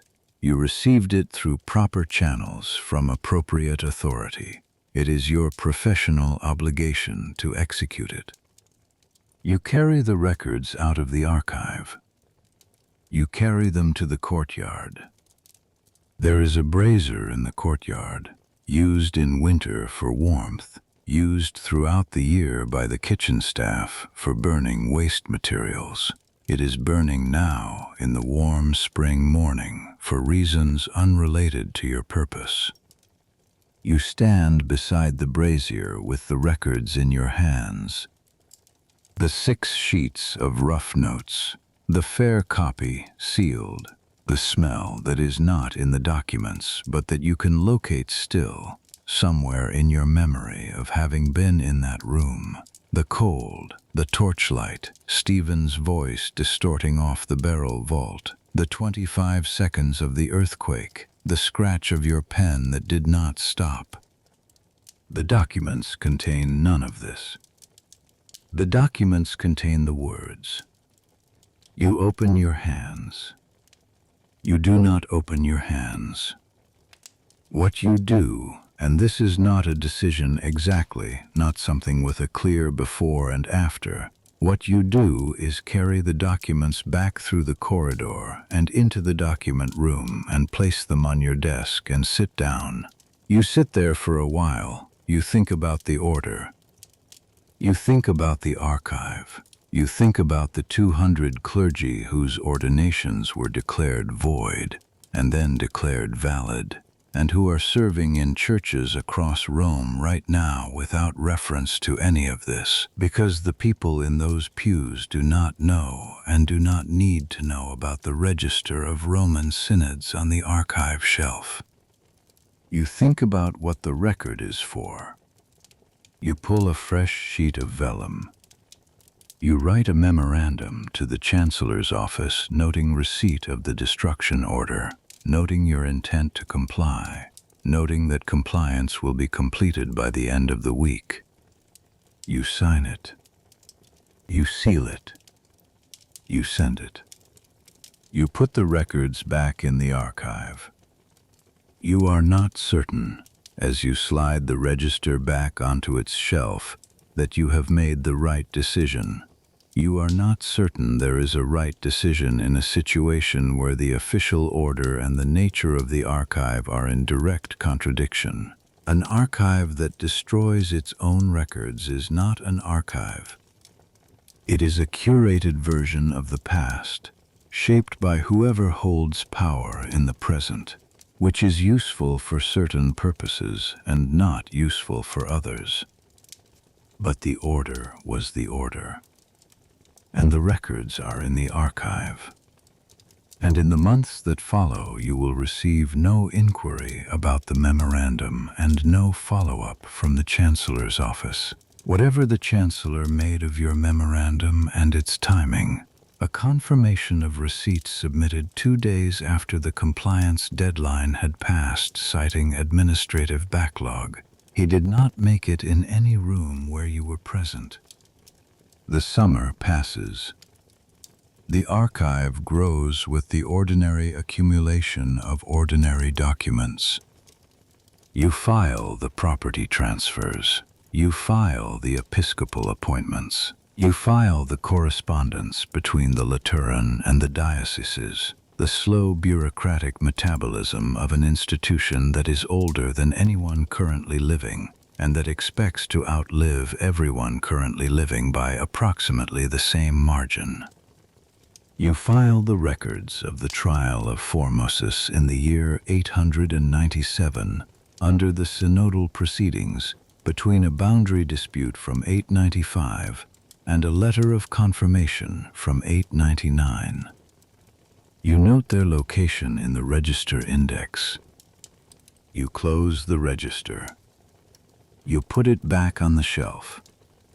In September, the Chancellor recommends you for a posting in the episcopal administration of a diocese north of Rome, a position that carries more autonomy than your current role, in a smaller institution where your experience will make you the most senior document professional in the room. He recommends it.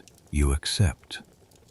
You spend 3 days with your replacement, a young man of 23 from the Campania region, with good hands and careful Latin and the slightly overwhelmed expression of someone who has just been told what he is inheriting. You walk him through the filing systems, the notation conventions, the specific preferences of each senior chancellor for document formatting. You tell him which of the older materials are fragile, which property surveys contain a known error in the land measurement that everyone who uses them is aware of, but that has never been formally corrected. You do not tell him about the register of Roman synods. You do not mention the record of the trial. You do not know whether this is the right decision. You make it in the same way you made the decision to put the records back on the shelf, not from certainty, but from the best judgment available in a situation where certainty is not on offer.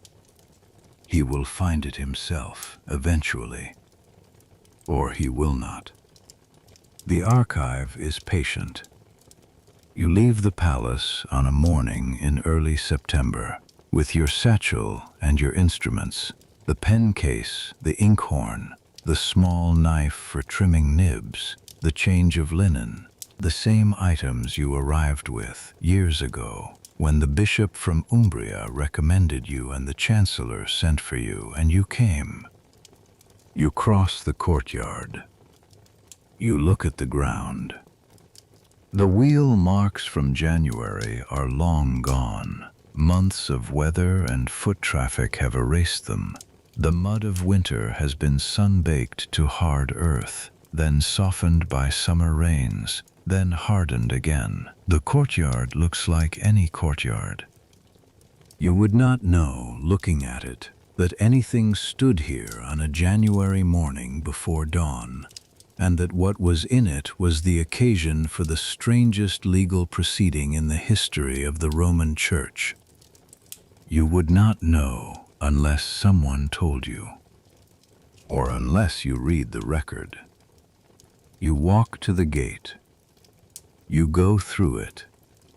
The road north begins on the other side. The road north to Rieti is a full day's travel. You make it in company, a group of traders heading toward the hill towns, comfortable enough to share the road with a palace clerk, indifferent to the details of your departure. They talk among themselves about prices and the condition of the road through the Sabine Hills. You walk beside them and listen without participating. The city falls behind you. First the Lateran Quarter, then the broad streets of the central district, then the narrowing of the Tiber suburbs, then the gate, and then the road. And then Rome is behind a rise in the ground and you cannot see it anymore. You do not look back. You look at the road. The September air is cooler than the city, and the hills to the north are still green from the summer rains, and the light this morning is low and clear, the kind of light that makes edges sharp and distances legible. You can see the line of the hills 20 miles away, distinct against the pale sky. You walk. The traders are ahead of you now, moving at a pace slightly faster than yours, their conversation drifting back on the light wind. You let them go. The road is well marked. You do not need company to travel. You are alone on the road. Ahead of you, the hills. Behind you, in a stone building moving away from you at the pace of a man walking, there is a register. Inside the register, tied with pen case cord and sealed with the apostolic seal of a pope who has been removed from office, there is a document. In the document, in your hand, in the angle of your ascenders and the slight leftward lean of your letters under stress, is the record of a day in January when something happened that should not have happened, and you were there and you wrote it down. The document will be there when you are not. The hills are ahead. The light is on them. You walk toward it. The Diocese of Rieti sits in the Apennine foothills, 60 miles from Rome. In a valley the river Velino cuts through on its way south toward the Nera. You know it from documents, land surveys, episcopal correspondence, the routine administrative traffic of an ordinary diocese conducting ordinary business. It is not Rome. It is not the center of anything. It is a place where a notarius with years of Lateran experience will be the most senior document professional in the room, which is a different kind of position, carrying a different kind of weight. The cathedral is a modest stone building. The bishop's palace beside it is modest in the same way. The scriptorium where you will work is a single room with 3 desks, 2 narrow windows overlooking the valley, and a fireplace that you will learn draws well in winter. There are 3 of you in the scriptorium. You, a middle-aged deacon named Pietro who handles the liturgical calendar documents and the chapter correspondence, and a young monk on temporary assignment from a monastery in the hills who is learning to write formal documents and who makes the same errors all young notari make. The uneven spacing, the inconsistent letter forms under pressure, the tendency to rush the finishing strokes at the end of a long line. You correct his work without comment beyond the correction itself. This is what your early teacher did for you. Rieti in September is golden in the way that hill towns are golden in autumn. The light different from Rome's, cleaner, less filtered by the density of a large city and the haze that rises from the Tiber marshes in summer. You walk to the scriptorium each morning from the small room you have been assigned in the clergy house beside the cathedral, and you make the fire in the scriptorium fireplace before opening your pen case, and you sit with your hands near the warmth before beginning work. This is new. you did not do this in Rome. In Rome you arrived already in motion, the palace's noise and energy pulling you forward from the moment you entered the gate. Here the mornings are quiet. The town does not have the Rome quality of constant low-level urgency, the sense of a city that is always doing something important in a room you have not yet entered. Rieti is doing what it always does. The market in the central square, the pilgrims on the road south, the farmers bringing goods in from the valley, the bishop receiving petitions on Tuesdays, the chapter meeting on Thursdays. Ordinary life. Documented, filed, preserved. You set about the reorganization of the diocesan archive with the plan you made in Rome, and it takes longer than projected, which is also ordinary. Plans always take longer than projected because plans are made without full knowledge of the material, and the material is always more complicated than the plan expected. The older documents from the previous century are in worse shape than the preliminary reports suggested. The corner of the storage room where they were kept has a drainage problem known about for years and not addressed, and the damage is not catastrophic, but it is irreversible, and you spend 3 days carefully transferring what can be salvaged onto fresh vellum. You do not find the work less than it should be. You find it exactly what it is, the maintenance of memory against the patient, specific damage of time. The autumn deepens. The market in the central square begins selling the autumn harvest, root vegetables, dried chestnuts from the hill slopes, salted fish brought up from the coast in sealed jars. The pilgrims who pass through Rieti on the road south to Rome move in smaller groups as the weather changes, bundled against the chill that comes down from the higher ground each evening. The valley holds its warmth longer than the hills above it, but by October the mornings require a heavier cloak for the walk from the clergy house to the scriptorium. You receive letters from the Lateran, administrative correspondence that touches the diocese, copies of synodal decrees, the routine traffic of the Church's bureaucracy connecting every diocese to the center regardless of distance. You also receive occasionally a letter from your colleague, the one who whispered things to you in doorways, who was your primary source of information during the months of the trial and its aftermath. His letters are careful. They tell you what is happening in Rome in the language of someone aware that letters can be read by more than one person, and who has calibrated his disclosures accordingly. But they tell you enough. John IX is governing steadily.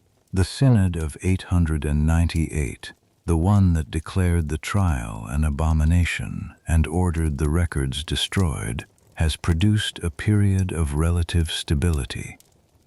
Lambert of Spoleto died in a hunting accident in 898, which removed the central political pressure behind Stephen's papacy and made the entire episode feel, from the outside, like something driven by a specific ambition that died with the man who drove it. Rome is doing what Rome does. Moving on. You fold his letters and keep them in a cedar box in your room. They are not official documents. They will not go into any archive.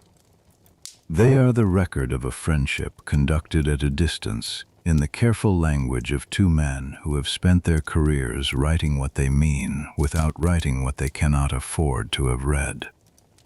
You keep them anyway. Winter comes to the Apennine Hills with more conviction than it comes to Rome. The snow arrives in November and stays on the higher ground through February. The valley floor clears and refreezes and clears again. The road south to Rome is passable but slow on the worst mornings. You track the firewood consumption in the scriptorium accounts because tracking is what you do, and you note it because the accounts are where it belongs, and the bishop reviews the accounts on the first Monday of each month and finds them in order. Pietro, the deacon, is good company in the way that quiet people are good company. His presence in the room is not demanding. His conversation when it happens is precise and without excess. He has a fluency with the liturgical calendar documents that impresses you genuinely, a mastery of the cyclical complexity of the church year that you have never had and do not try to develop. You have your own fluencies. The young monk improves. By February, his spacing is consistent. By March, his letter forms are stable under pressure. By April, he is producing clean, fair copies of straightforward administrative documents without supervision, and you can assign him more complex material with reasonable confidence. You tell him this. He is pleased in the transparent way of young people who are told they have done something well. A brightness still close to the surface, not yet moderated by the particular restraint that long professional experience tends to install. You remember being that age. You do not tell him this. Spring arrives late in the hills.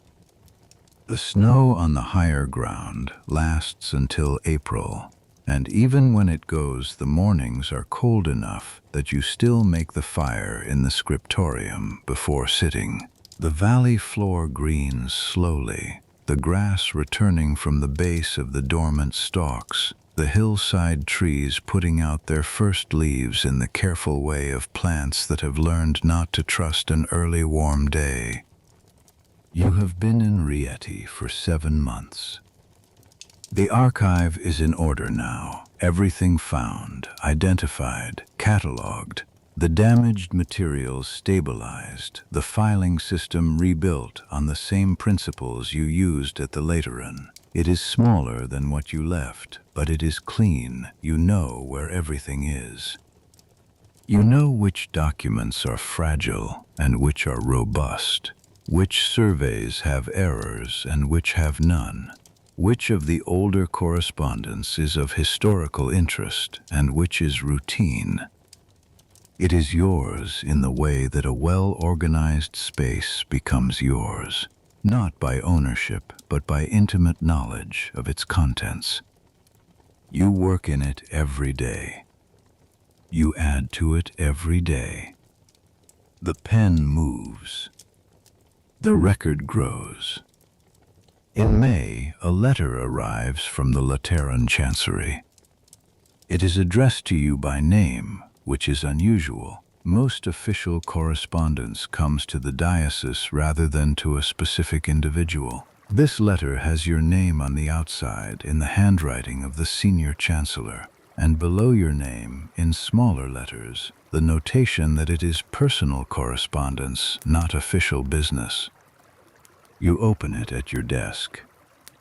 The Chancellor writes that he has been reviewing the archive in preparation for a formal inventory required by the Synod of 898's administrative reform measures. He writes that he has found discrepancies between the destruction order issued by the Synod and the contents of the archive as they currently stand. He writes that he is not conducting an investigation. He writes that the discrepancies may be the result of the confused administrative circumstances of the period: 4 popes in less than 2 years, multiple contradictory orders, a documentation backlog that would have challenged any scriptorium. He writes that the inventory will be completed by summer. He writes that he hopes you are finding Rieti agreeable. He does not write what he found. He does not write what he intends to do about it. You fold the letter. You hold it for a moment. Then you set it in the cedar box with the others, close the lid, and go back to the document on your desk. You never receive a follow-up letter. You do not know whether the records were destroyed that summer, quietly, in the course of the official inventory. You do not know whether the Chancellor made the same calculation you made and reached the same conclusion and put them back on the shelf. You do not know what became of them after that, or after the next transition of power, or the one after that, or the fire that may or may not have touched the archive in the century that follows, or the decade of disruption that follows that. You will not know. This is the nature of records.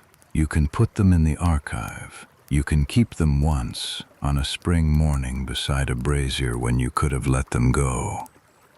You can pass them to the next person and trust the archive to do what archives do, which is absorb and preserve and occasionally lose and occasionally surface what was lost, without pattern, without guarantee, in its own time and for its own reasons.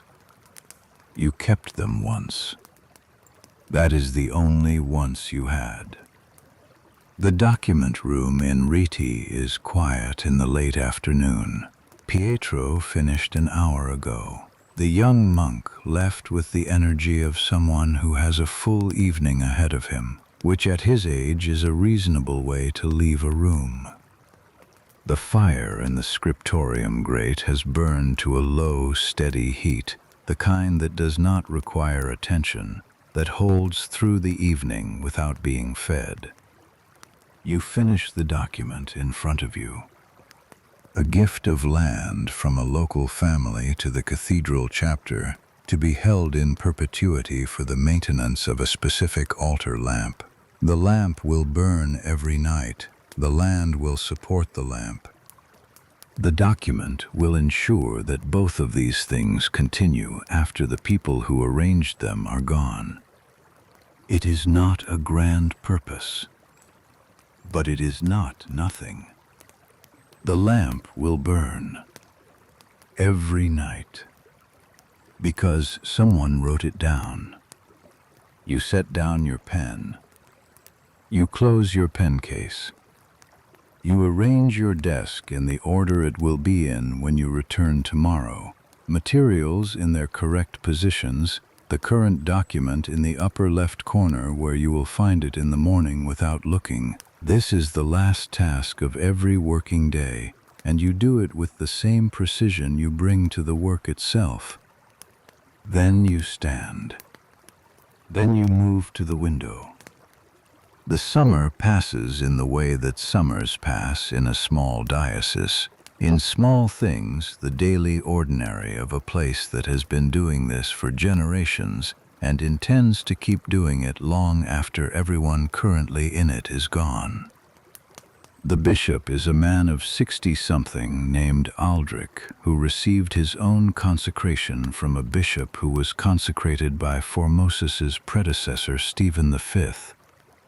He does not know, or does not choose to know, or has decided that knowing does not serve him, that the senior notarius he hired from the Lateran was present at the trial of Formosus, that the document being kept or destroyed, or possibly kept despite the order to destroy it, is the record of a proceeding that touches directly on the validity of his own consecration through the chain of ordinations that connects him to Stephen's predecessor's predecessor. You do not tell him. Your job is the documents.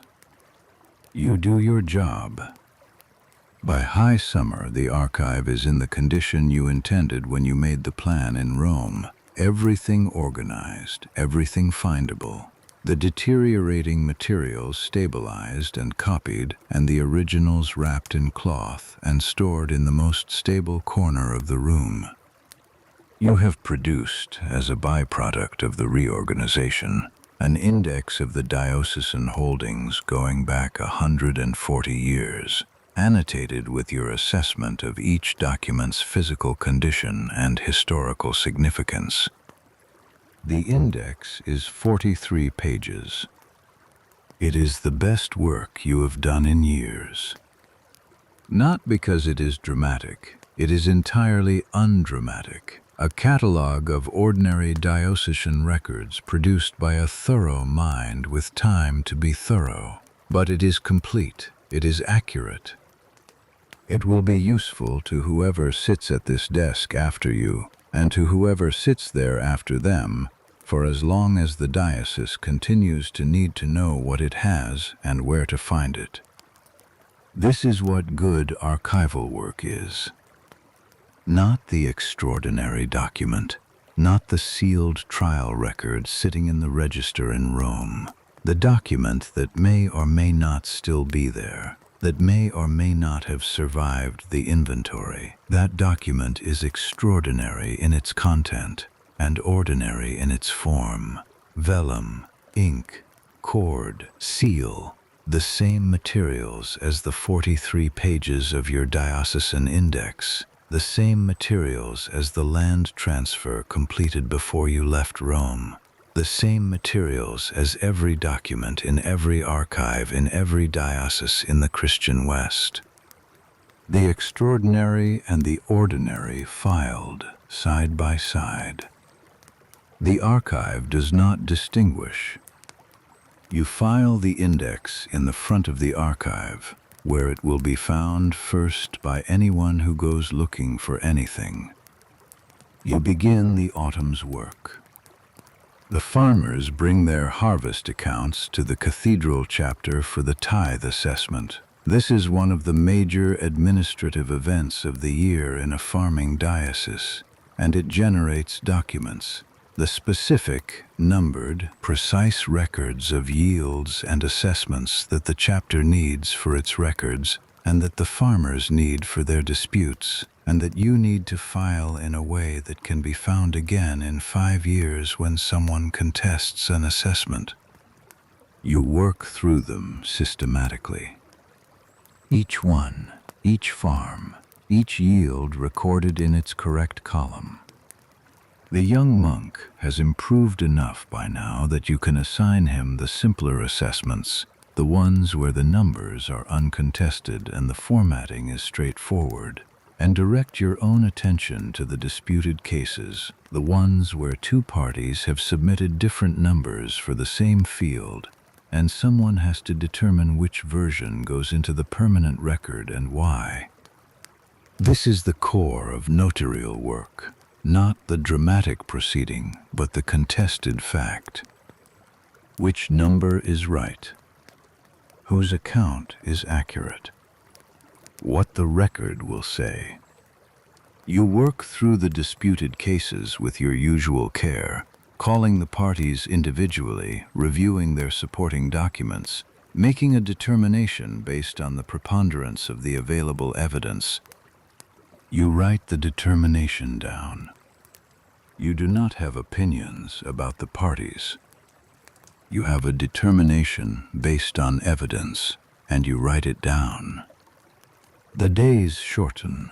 The light in the valley changes from the clear, bright light of summer to the softer, lower light of autumn, and then to the gray light of the late season, when the clouds sit on the hilltops for days at a time and the valley is dimmer than usual, and the scriptorium candles need to be lit earlier each afternoon. You light them. You work. The valley is dimming now.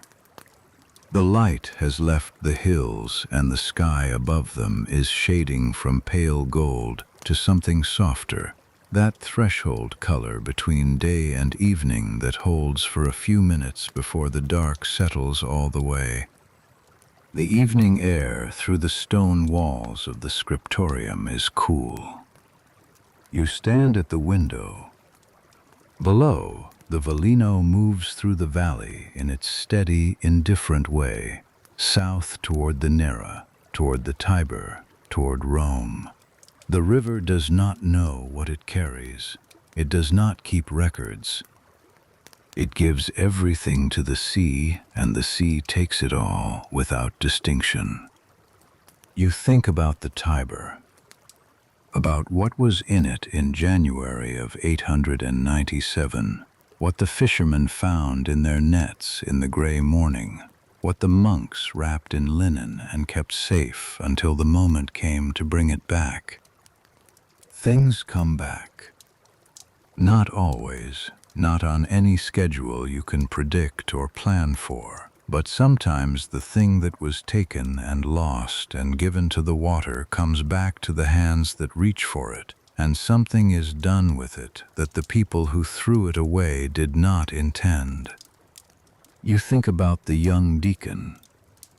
Marcus would be 23 or 24 now, 2 years since the trial. He is somewhere in Rome, practicing his office or not, alive or not. He does not appear in any correspondence that reaches Riti. He is not the kind of person who appears in correspondence. He is the kind of person who was in the room. Like you. The room collects these people, the ones whose names do not appear in chronicles, who are present at the extraordinary thing and then go home and do their work, and are not asked what it was like. The room needs people in it. Someone has to hold the pen. You look at your hands in the fading light. The callus on the inside of the forefinger, the ink stain in the web of the thumb, the strength in the fingers built across years of sustained work. These hands were in that hall. They did not stop when the ground moved.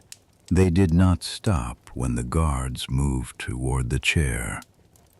They are here now. In a scriptorium in Riti, in the quiet, 2 years on from January of 897.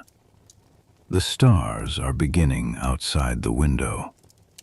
Not many yet, only the brightest ones, the ones that arrive first while the sky still holds some remnant of the light. The same stars that were over Rome on the night you walked home after the trial. The same stars that have been over this valley since before anyone built a diocese here, since before there were records to keep.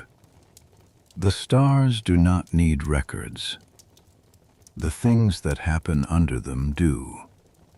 Because the things that happen under them are specific and irreversible.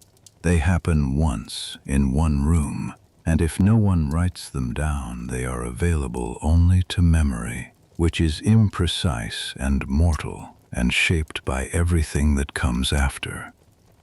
The record is not memory. The record is what happened. You have spent a career understanding the difference. The fire in the grate is low now. The room is warm. The archive is down the hall, patient, dark, full.